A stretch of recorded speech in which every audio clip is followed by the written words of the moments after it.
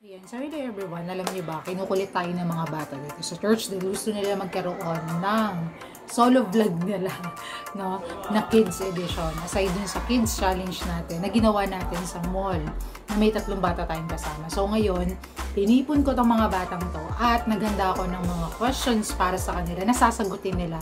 At kung sino mananalo, of course, mayroong promotion. So samahan niyo kami sa aming question and answer sa aming Bible quiz. Let's go. 1, 2. Lahat ng 1 dito. Lahat ng 2 dito. 1 dito. 1. Lahat ng 1 sa akin dito. Groupings. Groupings. 3. Bible quiz. Yan na yan. Arms forward. Arms forward. Yan. Arms forward. Bakit may pa ganun? Alam mo namang, may kasama kayong pastora dito. Welcome sa ating Bible Quiz edition with the kids. Okay, so, ang manalo dito sa Bible Quiz na ito ay magiging teacher na ng children ministry.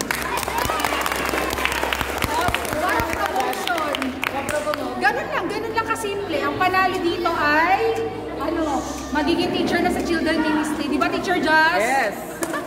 Okay, so tingnan natin kung sino makakasagot sa mga tanong natin. Dahil ito, mga lagi natin ng ating Bible, ng ating children ministry. So, malalaman natin ngayon. So, tara na, magsimula na tayo. Unang tanong para sa inyong dalawa. Ilang araw nilikha ng Diyos ang mundo? Ilan? 6. 5. Ngayon, panalo si Yesang. O, tabi. Next. Next, Yesang. Next na. Okay. Ilan ang disipulo ni Jesus? Ilan ang disipulo ni Jesus? 7. 12. Tama, Elisha. Next. Ano ang trabaho ni David? Anong trabaho ni David? Pastol! Tama! Next!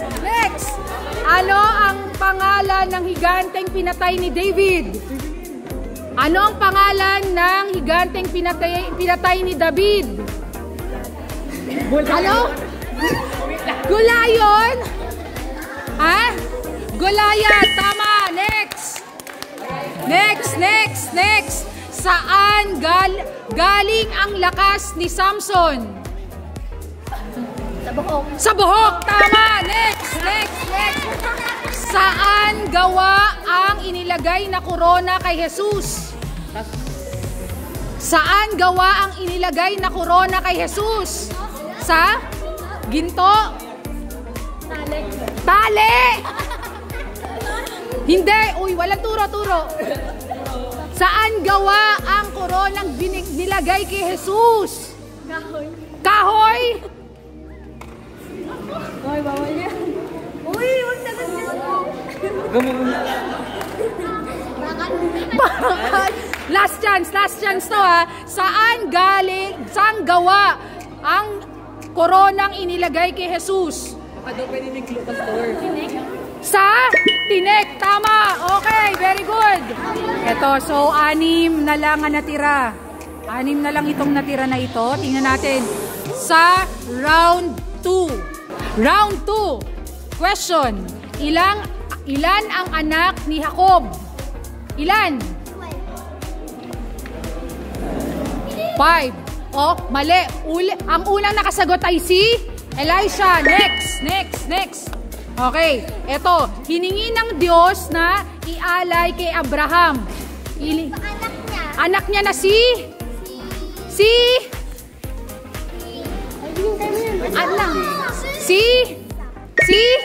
Isaac. So, tama. Next. Ito. Saang lugar isinilang si Jesus? Sa Bethlehem. Tama. This is round 3. Okay?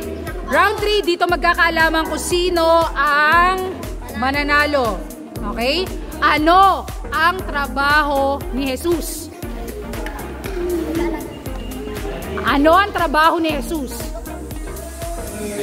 Superhero? Rachel! Kayo yan. Ano ang trabaho ni Jesus? 5, 4, 3, 2, 1. Tit! I like that. Tagapukpok. Wait. Ang trabaho ni Jesus ay karpintero. Okay. One more. Ito na talaga, ah. Elisha. Ito na talaga. Saan itinapon si Daniel? Sa kulungan ng mga leon. Tama! Ang galing! Ayan. So, ang panalo natin ay si palakpakan natin si Elisha. Yehey. Tayo nga si Elisha dito. Yehey. Yan. Sige, dyan ka, Elisha. Talagang anak ka nga ng pastor. Okay, salamat, Elisha. Na-promote ka. Isa ka ng children ministry teacher. Palakpakan natin si Elisha. Ayan, so ano natutunan natin doon, Angel? Sa mga happenings? Kay? Pinatapon ko siya ng hari kasi naiingit yung dalawa niyang kaibigan.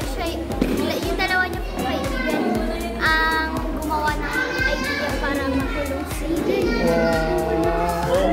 siya pinatapon. Tama yan. So kayo, anong karanasan? Ang natutunan natin siyan? No? Dapat nakikinig kay teacher, tama ba? Sa children ministry, dapat nakikinig, 'di ba, Elisha? Okay, so congratulate natin si Elisha once again. Palakpakan naman natin si Elisha. Okay. Ayan, so wag